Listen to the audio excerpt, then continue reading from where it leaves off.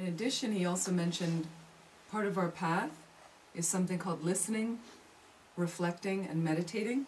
That's how we often refer to our path, that you first show up at teachings. So you have to listen to first hear what's happening, and then you need to reflect on that a little bit more deeply.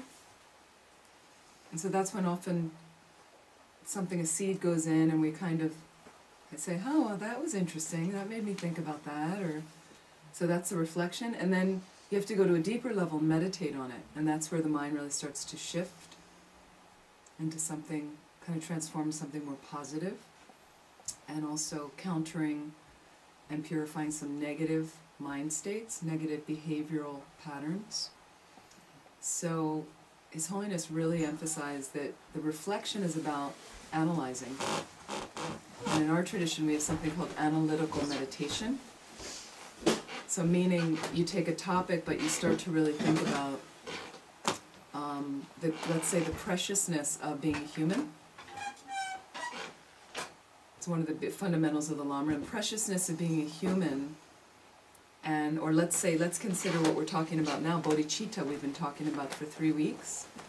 So some of the things I asked you to analyze, thank you, Linda, you analyze, for instance, the kindness of all beings, right? Wasn't that one of the topics in the 6-point cause and effect, the kindness of all beings? And you really have to reflect on, you have to analyze, how are they kind? You know, if you're just sitting in the room, you come in, you don't think about it. But like Linda just showed kindness getting a chair. You showed kindness sitting on the thing. The fact that there's cushions in the room is kind. I've turned up at places and there's no cushions. Really, seriously. So you really, there's so many ways, but you have to really analyze. But mainly what happens is it starts showing you your mind. All the philosophy is set up, designed for you to go in and to analyze. And then you notice sometimes when you're not happy, you know, then you have to analyze. You have to check what happened. You don't just kind of dismiss, oh, I'm just an angry person. You can have your whole life like that if you're interested. That's fine. But then there's no transformation. And you don't have to be. And you're not really an angry person. You simply have anger in your mind. And that anger can be permanently eliminated.